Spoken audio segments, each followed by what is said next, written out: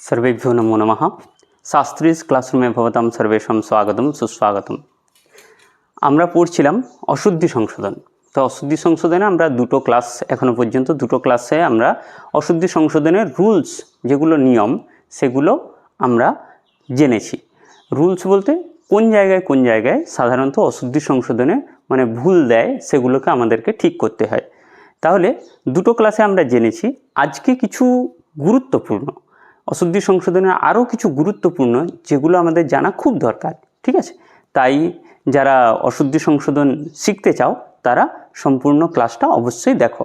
আর একটা কথা আমি বলবো বলে ভুলে যাই যে আমি যে এই যে নোটস তৈরি করছি এই নোটসগুলো পাওয়ার জন্য ডেসক্রিপশানে একটা হোয়াটসঅ্যাপের গ্রুপের লিঙ্ক দেওয়া থাকবে, ঠিক আছে? তোমরা ওই গ্রুপে জয়েন করো, আর জয়েন করার পর তারপরে আমি এই নোটসগুলো ওই হোয়াটসঅ্যাপ গ্রুপে সব দিয়ে দেবো যাতে তোমাদের পরবর্তীতে আবার সুবিধা হয়, ঠিক আছে? যদি চ্যানেলে নতুন হও তাহলে অবশ্যই চ্যানেলটা সাবস্ক্রাইব করে রেখো, আর পারলে একটা লাইক অবশ্যই দিও, ঠিক আছে? ঠিক আছে, তাহলে অশুদ্ধি সংশোধনে আমাদের আজকে হচ্ছে ক্লাস 3, ঠিক আছে? আমরা কালকে পড়ছিলাম যে সন প্রত্যয় হলে কোন কোন ধাতু পরস্মৈপদী হলেও সেগুলো সন প্রত্যয় হলে আত্মনেপদী হয়, ঠিক আছে? সেই রকম আমরা তার পরবর্তী নিয়মগুলো আমরা পড়ব। যেমন কি না, মৃ ধাতু লট, লোট, লং এবং বিধিলিং। মৃ ধাতু এই লট, লোট, লং এবং বিধিলিং এগুলো হচ্ছে আত্মনেপদী। রূপ কেমন হয়? ম্রিয়তে, ম্রিয়েতে, ম্রিয়ন্তে। আবার রিট লকারে কীরকম রূপ হয়? মরিষ্যতি, মরিষ্যতঃ, মরিষ্যন্তি। এটা আমাদেরকে ধ্যান রাখতে হবে। অন্য লকারগুলো কিন্তু সনপ্রত্যয়ান্ত রূপে আত্মনেপদ হয়, যেরকম মুমূর্ষতি, মুমূর্ষতি, মুমূর্ষতঃ, মুমূর্ষন্তি, ঠিক আছে? অন্য লকারগুলির প্রয়োগে কি হয় না সনপ্রত্যয়ান্ত রূপে আত্মনেপদ হয়, ঠিক আছে? অন্য লকারগুলো, ঠিক আছে? যেরকম অসৌ নরহ মরিষ্যতে হবে না, তাহলে কি হবে না অসৌ নরহ মরিষ্যতি, ঠিক আছে? এরপর আত্মনেপদ এবং পরস্মৈপদের ব্যবহারে কিছু ভুল আমাদের হয় প্রতিনিয়ত। সেগুলো যেরকম প্রপূর্বক বহ ধাতু শুধু পরস্মৈপদী হয়, ঠিক আছে? প্রপূর্বক বহ ধাতু পরস্মৈপদ হয়। এরপর লকার ঘটিত ভুল কীরকম না, লকার ঘটিত এটা আমাদের সাধারণত আমরা প্রচলিত সংস্কৃতে আমরা এটাই ব্যবহার করে থাকি, ঠিক আছে? কীরকম না অদ্য প্রাতঃ বৃষ্টি অভূত, ঠিক আছে? লিট প্রয়োগ করলে পরোক্ষে হয়, অর্থাৎ বক্তার অসাক্ষাতে যা ঘটেছিল তাই বোঝাতেই কিন্তু লিট লকারের প্রয়োজন হয়। বক্তার অসাক্ষাতে মানে আমি যেটা দেখিনি সেই রকম প্রয়োগ করতে গেলে কি হয়? লিট লকারের প্রয়োগ হয়। তাহলে লিট লকারের প্রয়োগ এই জন্যে কী হয় না উত্তম পুরুষে লিট লকার ব্যবহার হয় না। যেরকম আমার সাক্ষাতে যদি আমি কোনো কিছু একটা জিনিস না দেখে থাকি তাহলে কি হবে? আমি কি সেটা লিট লকার প্রয়োগ করতে পারবো না? আমি পারবো না।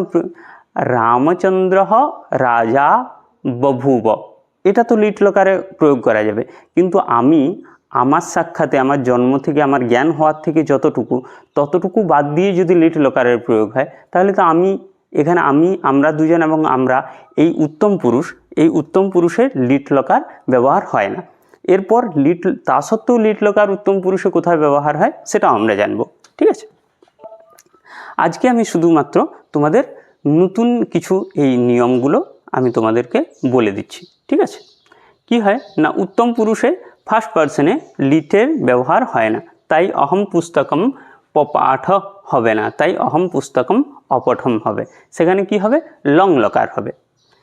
অদ্য মদ্যম ন পপো সুপ্ত অহম কিম বিললাপ, এই জায়গাতে লিট লকারের প্রয়োগ হবে। কীরকম না পা ধাতুর রূপ হয় পপো, তাহলে অহম এখানে আছে, পপো আছে, মানে এখানে উত্তম পুরুষের লিটের প্রয়োগ হচ্ছে। কোথায় হচ্ছে না অদ্য মদ্যম না পপো, কোনো একজন মদ্য ব্যক্তি মানে মদ খেয়ে সে কি বলছে যে অহম মদ্যম না পপো,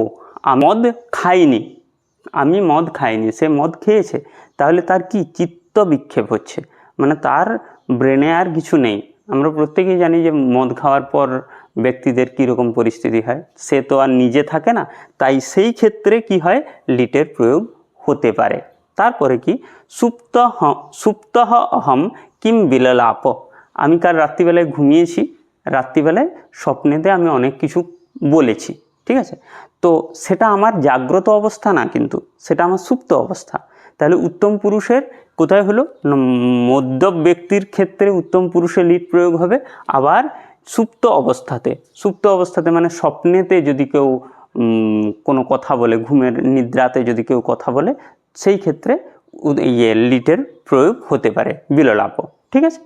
তাহলে আমাদেরকে এইটা জানতে হবে যে উত্তম পুরুষে যদি লিট কোথাও দেয়, সেটা হয় মধ্যম ব্যক্তি হবে, না হলে উন্মত্ত ব্যক্তি অর্থাৎ পাগল ব্যক্তি, অথবা স্বপ্নে কোনো কিছু হয়তো বলছে, সেই ক্ষেত্রে ব্যবহার হতে পারে। আচ্ছা, এরপর আরেকটি কি বলছে যে প্রত্যয়ান্ত পদ গঠনে ও প্রত্যয় ব্যবহারে আমরা কিছু কিছু অবধান করি না, ঠিক আছে, কিছু কিছু জায়গায়। তো সেই ক্ষেত্রে কি হয়, সেই ক্ষেত্রে আমাদের কিন্তু ভুল হয়ে থাকে। এরপর কি, নানা ধরনের আবার ভুলের কি কথা বলছে না, জিজ্ঞাসতি, জিজ্ঞাসন ইত্যাদি হয় না। জ্ঞা ধাতু বললাম, যে জ্ঞা ধাতু কি, জ্ঞা ধাতু সন প্রত্যয় করলে কি হয়, জিজ্ঞাসতে, জিজ্ঞাসমান, যখন সানজ প্রত্যয় হয়, যেগুলো আত্মনেপদী যেগুলো, সেগুলো সানজ প্রত্যয় হয়, আর পরস্মৈপদী ধাতুগুলোর সত্রী প্রত্যয় হয়। আমরা প্রত্যয়েরও পর প্রত্যয়েরও আমরা ধীরে ধীরে ক্লাস করব, ঠিক আছে, প্রত্যয়গুলোও জানবো, ঠিক আছে, ক্ত্বা, ক্তবতু, তুমুন, সত্রী, সানজ, এগুলো আমরা জানবো, ঠিক আছে। তাহলে এইটুকু জেনে রাখো যে জিজ্ঞাসমান, জিজ্ঞাসতে যখনই হবে আত্মনিপদ, তখন তার সাথে সত্রী প্রত্যয় হবে না। তাহলে জিজ্ঞাসন, সত্রী প্রত্যয় করলে জিজ্ঞাসন, কিন্তু জিজ্ঞাসন হবে না, জিজ্ঞাসমান হবে, ঠিক আছে।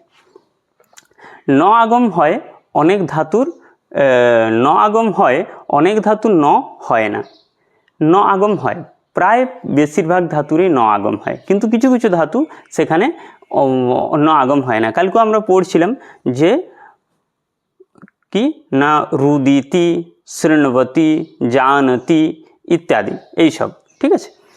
এরপর কি না, প্রণম ক্ত্বা, প্রণত্বা হয় না। যখনই ক্ত্বা এবং ল্যপ এই দুটো প্রত্যয় আছে, এগুলো আমরা কি করে বুঝবো যে কোথায় ক্ত্বা হবে, কোথায় ল্যপ প্রত্যয় হবে?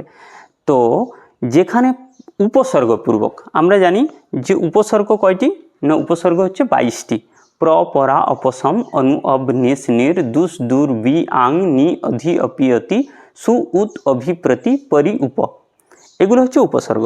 তো এই উপসর্গগুলো যদি কোনো ধাতুর পূর্বে বসে, তারপর কি হয়, তখন আর ক্ত্বা প্রত্যয় হয় না, তখন কি হয়, ল্যপ প্রত্যয় হয়। তাহলে প্রপূর্বক নম ধাতু ল্যপ প্রত্যয় দুটো রূপ হয়, একটা প্রণম্য আর একটা হচ্ছে প্রণত্য, ঠিক আছে। তাহলে আমাদেরকে খেয়াল রাখতে হবে যে এইখানে উপসর্গ, কোথাও উপসর্গ আছে কিনা ধাতুর প্রথমে, যদি উপসর্গ থাকে, ঠিক আছে, তাহলে সেখানে ল্যপ প্রত্যয় হবে, সেখানে ক্ত্বা প্রত্যয় হবে না। যদি প্র উপসর্গ না থাকতো, তাহলে কি হতো, এখানে নত্বা হতো, ঠিক আছে। কিন্তু প্র যেহেতু উপসর্গ এখানে আছে, তাই এখানে প্রণম্য অথবা প্রণত্য এই রূপটা হবে, ঠিক আছে। এরপর দেখো, আগত্বা হয় না, আগম্য অথবা আগত্য হয়। কীরকম না,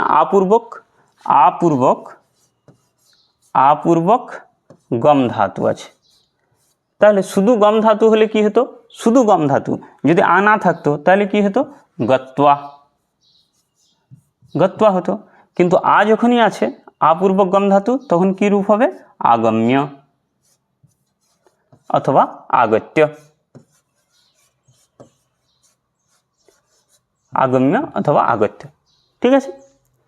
তাহলে এটা আমাদেরকে জানতে হবে যে কোথায় ক্ত্বা প্রত্যয় হয় আর কোথায় ল্যপ প্রত্যয় হয়, ঠিক আছে। এটা আমাদেরকে একটু খেয়াল রাখতে হবে।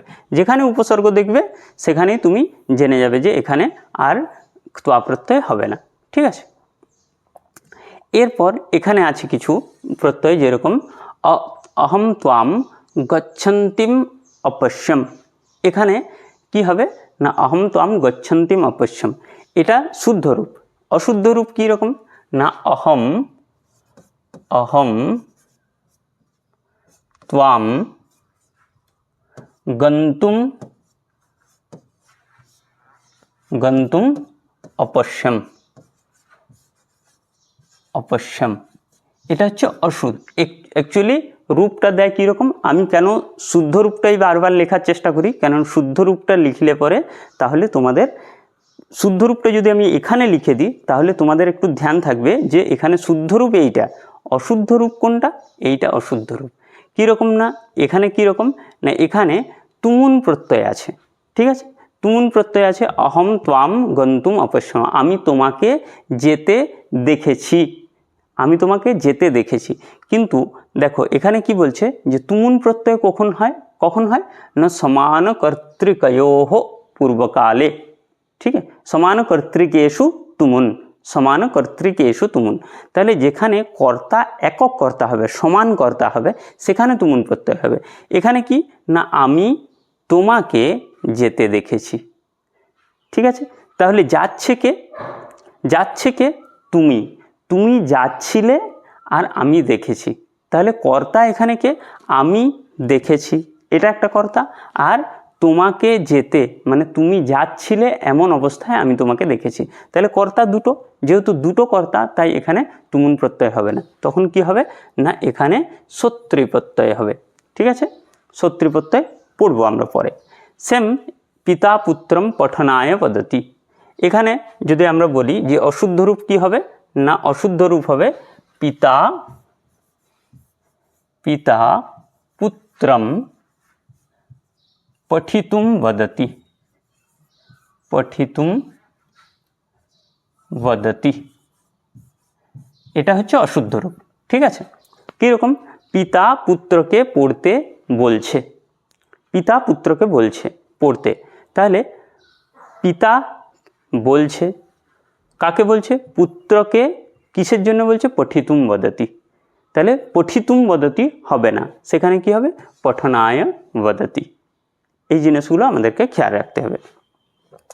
এরপর আর কিছু কিছু বিশেষ নিয়ম আছে, সেই নিয়মগুলো আমাদেরকে একটুখানি জানতে হবে। সেটা হচ্ছে প্রতি অনুধিক নিকষা অন্তরা অন্তরেণ যাবৎ বিনা রীতে পৃথক পৃথক অভিত পরিত সর্বত উভয়ত, এগুলো মনে রাখতে হবে কিন্তু। প্রতি অনুধিক নিকষা অন্তরা অন্তরেণ যাবৎ বিনা রীতে পৃথক অভিত পরিত, এখানে অভিত হবে, অভিত অভিত পরিত সর্বত উভয়ত, এই অব্যয়গুলি পদের যুগে কিন্তু দ্বিতীয়া বিভক্তি হয়।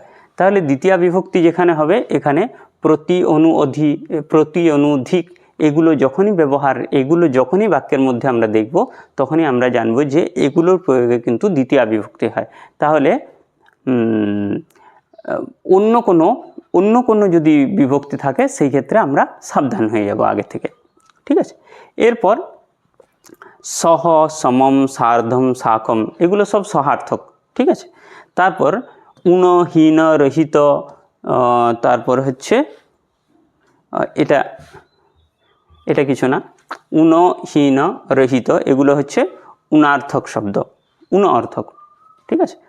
অলঙ্কৃতম কিম প্রয়োজনার্থক শব্দ, পৃথক বিনা নানা, ঠিক আছে, এগুলো শব্দ, এই প্রভৃতি শব্দ প্রয়োগে কি হয় না তৃতীয়া বিভক্তি হয়। এগুলো আমরা যখন কারক বিভক্তি পড়ব তখন এগুলো আমরা আবার ডিটেলসে ভালো করে জানব, ঠিক আছে।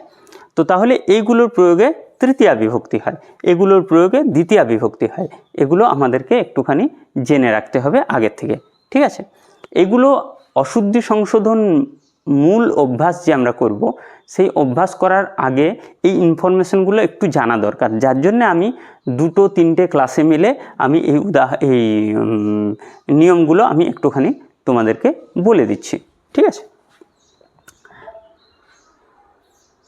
এরপর দেখো চতুর্থী বিভক্তি কি না, চতুর্থী বিভক্তি হিত সুক নম স্বস্তি স্বাহা অলম বষট প্রভৃতি যোগে কি হয় চতুর্থী বিভক্তি হয়। আমরা একটা ইয়েতে নিয়ম পড়ি যে নমস্বস্তি স্বাহা স্বধা বষট অলম যোগাচ্চ, এরকম আমরা পড়ি। তো সেগুলোর প্রয়োগে কি হয় চতুর্থী বিভক্তি হয়। এগুলো হচ্ছে কারক বিভক্তির বিষয়। তাহলে কারক বিভক্তির বিষয় এগুলো আমাদেরকে খেয়াল রাখতে হবে, কেননা এগুলো কি হয় না স্বস্তি স্বাহা, হয়তো অনেক সময় বলে দিল যে গুরবে স্বাহা নম, গুরবে নম, এখানে নম শব্দটা নম, গুরবে নম, এখানে দিয়ে দিলে হয়তো গুরবে নম না দিয়ে দিলে হচ্ছে গুরুম নম, গুরুম নম দিয়ে দিল, তখন কি হবে নম শব্দ যোগে কি হবে না নম শব্দের যোগে চতুর্থী বিভক্তি গুরবে নম। ঠিক আছে, এরপর কি অন্য ভিন্ন ইতর অন্যার্থক শব্দযোগে এবং বহি আরাত প্রভৃতি ঋতে বিনা পৃথক প্রভৃতি শব্দযোগে পঞ্চমী বিভক্তি হয়। ঠিক আছে, এক একটা বিভক্তি থেকে আমি কিছু কালেক্ট করেছি যে শব্দগুলো যোগে চতুর্থী বিভক্তি হয়, এই যেগুলো শব্দযোগে পঞ্চমী বিভক্তি হয়। ঠিক আছে, এগুলো জাস্ট মনে রাখার জন্যে। ঠিক আছে, একদিনে তো হবে না, ধীরে ধীরে অভ্যাস করলে পরে এগুলো আমরা ধীরে ধীরে অভ্যাস করতে করতে আমরা এগুলো শিখব। এরপর আছে কি না, এরপর আছে উত্তরেণ দক্ষিণেন, এনপা দ্বিতীয়া বলে একটা সূত্র আছে, উত্তরেণ দক্ষিণেন পূর্বেণ ইত্যাদি শব্দযোগে কি হয় না ষষ্ঠী বিভক্তি হয়। ঠিক আছে, ষষ্ঠী বিভক্তি হয়। তারপর কি হয় না সাধু নিপুণ প্রভৃতি শব্দযোগে সপ্তমী বিভক্তি হয়। ঠিক আছে, কর্মণি কর্মণি সাধু, কার্যে নিপুণঃ, এরকম সপ্তমী বিভক্তি হয় এগুলো। ঠিক আছে, তারপর এইগুলো দেখো যে কি না দীনম প্রতি, দ্বিতীয় বিভক্তি প্রতিযোগে দ্বিতীয় বিভক্তি, ময়া সহ সহযোগে তৃতীয়া, ধনেন প্রয়োজনম, এখানে কি হচ্ছে ধনেন প্রয়োজনম তৃতীয়া, গৃহম নিকষা দ্বিতীয়া, শিবায় নম, এখানে কি হচ্ছে চতুর্থী বিভক্তি, রাজ্ঞে সুখম, রাজ্ঞে সুখম, রাজ্ঞে সুখম সপ্তমী, ধনম ধনেন ধনাৎ, ধনম ধনেন, ধনম ধনেন ধনাৎ বিনা, ধনম ধনেন ধনাৎ, তাহলে বিনা শব্দের যোগে কি হচ্ছে পঞ্চমী, তৃতীয়া এবং দ্বিতীয়া। ঠিক আছে, বিনা শব্দের যোগে ধনম দ্বিতীয়া, ধনেন তৃতীয়া এবং ধনাৎ পঞ্চমী, এই বিনা শব্দ যোগের প্রয়োগ হচ্ছে। তারপর গৃহস্য উত্তরেণ, আগে যে আমরা বললাম যে উত্তরেণ দক্ষিণেন পূর্বেণ, গৃহস্য উত্তরেণ, তারপর কি আছে না রামাৎ পৃথক, রামাৎ পৃথক, পৃথক বিনা নানা, এই শব্দগুলোর প্রয়োগে কোন কোন বিভক্তি হয় এগুলো আমাদেরকে একটু জেনে রাখতে হবে।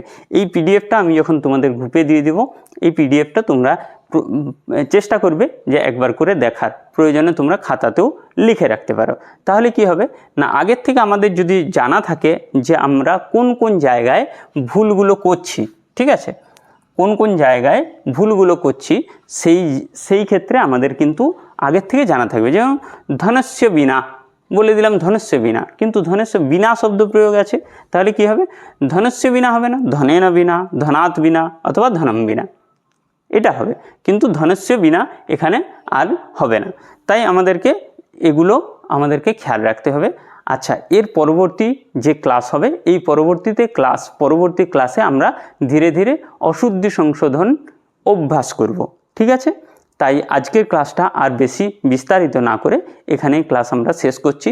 যারা নতুন তারা অবশ্যই সাবস্ক্রাইব করে রেখো, আর যারা দেখছো কন্টিনিউ ভিডিও দেখার চেষ্টা করো, আর ভালো লাগলে একটা লাইক অবশ্যই করো, আর বন্ধুদের মধ্যে অবশ্যই শেয়ার করবে।